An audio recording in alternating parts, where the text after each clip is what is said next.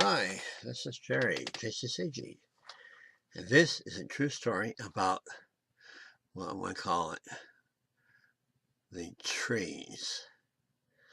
And the story actually happened back in, I think, 1958. And in 1958, as there is today, there was a road that went from a town in San Luis Obispo County in Santa Barbara. The little town was called Pozo, which is northeast of San Luis Obispo. It ran from Pozo southward to a place called Arroyo Grande. Now, back in the late 1950s, my brother had actually was able to, I think, buy a car, but I think my father actually was afraid of. He signed the papers, but my brother's money that bought a 1957 two-door Ford, and it's metallic blue. And I believe my brother at the time was working on cars, and he put a floor shift on the car. It's a pretty neat car. We used to drive all around. We were in, let's see, probably in freshman, sophomores in high school, and driving all around, all over the place. And so we wanted to go somewhere different, so we decided to go over to Pozo, see what was there, and come down that back road to Arroyo Grande. At the time, we had no idea what a road was like. It actually it was really a four-wheel drive road only. And today, I think a road has been partially paved, or maybe paved, or it's been pretty well conditioned for a two-wheel drive all the way through.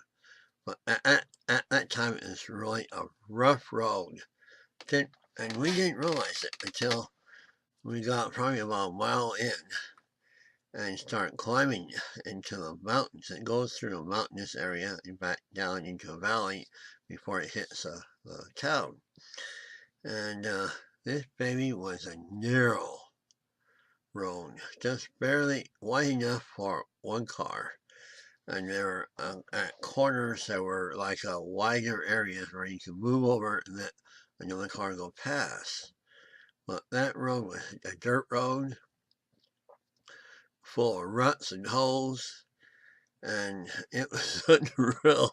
We had no idea how bad it was. At one point, we were hitting these, my brother was driving at the time, and we were hitting these bumps in the road, these holes in the road, and we were literally just bouncing, violently bouncing down the road, and eventually what it caused was we lost all four of our shock absorbers, and eventually, and but this is really one hairy adventure that there was my brother and myself and two others. I can't even remember who they were, and I think I know we stopped a few times. I think I got one memento. It was a little rock called talc. I may have shown you my talc uh, in another video, but uh, it was simply unreal. And I recall that one part of the road was very scary. Three of us got out, and we didn't know if we could. If he, my brother wanted to. Well, what happened was the road was on the west face of a slope. It was cut along the west face of a slope, and part of it had been washed down. And there was just, and my brother figured there was just enough room for him to drive. The slope was steep, but he would drive kind of on the slope and on what was left on the road of to try to set this area, his breach in the road. It was caused by, I guess, water or erosion or something. And it was one scary thing. I mean, a wrong thing and he would have been killed.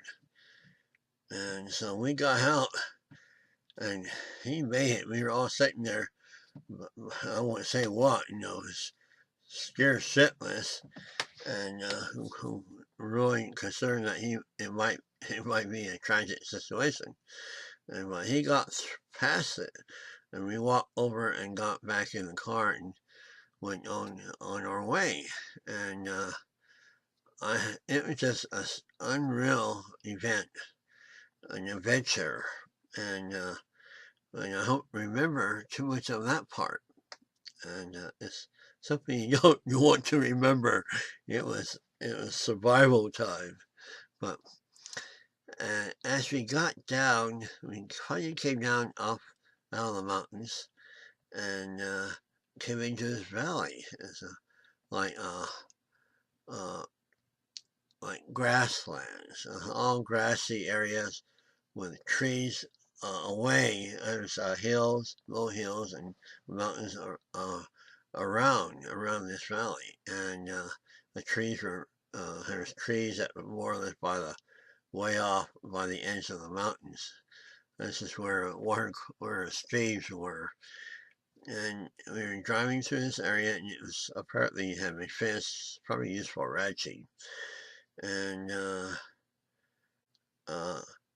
as we were driving through on this dirt road, we saw off in the distance these trees, and as we came up upon them, it was these three big, they call big leaf maple trees, and they're sitting on the ends of an embankment, in which there was a small, like a little creek-like thing, but it was dry, and I mean, and it just was a staggering picture, and they sat on the embankment, and there's a road went past them and down into the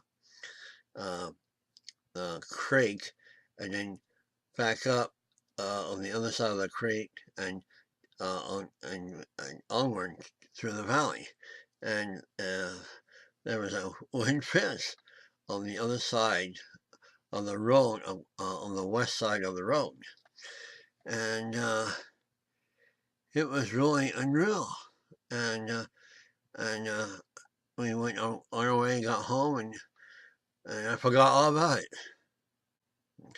I forgot all about that, about the adventure of the trees and all that. So back in, I guess, let's see, 70, maybe 78.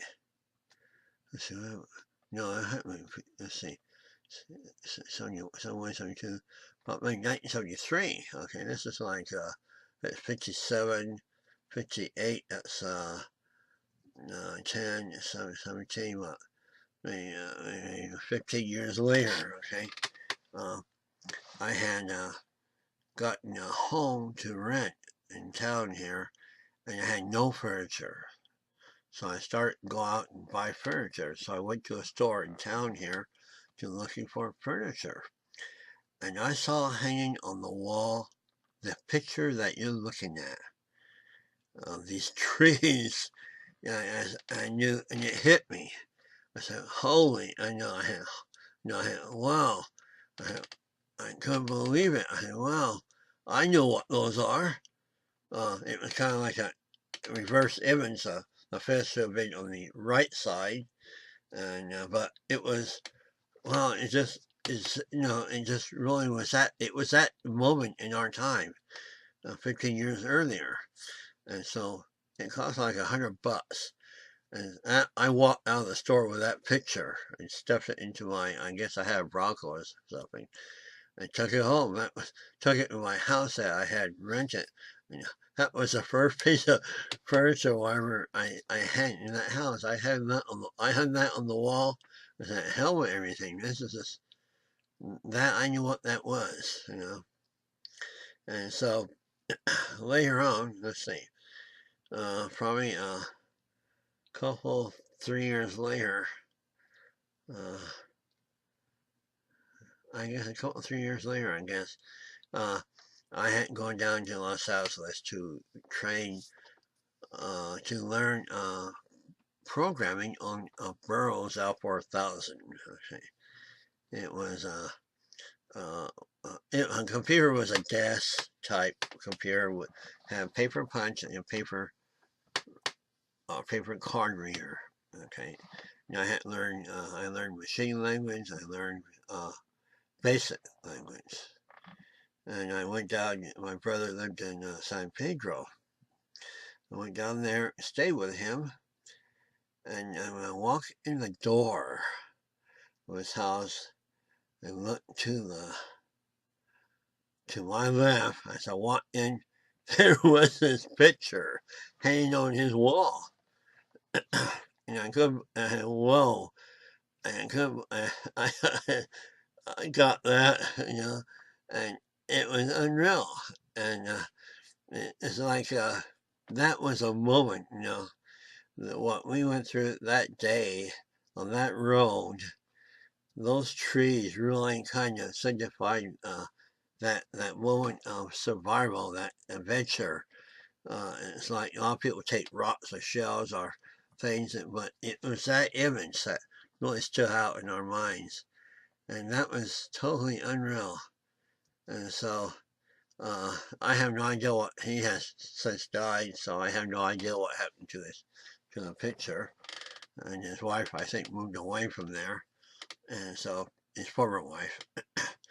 So I have no idea what happened to it, but it was just unreal that uh, that a moment in our lives was captured by an artist. I don't know if it's the same place or something else, but it just really symbolizes that time. And and I keep wondering, there's two other persons with us, but I can't recall who they were and if they ever ran across this baby. So I just want to share that with you. It was a very interesting situation, very interesting event, and we survived.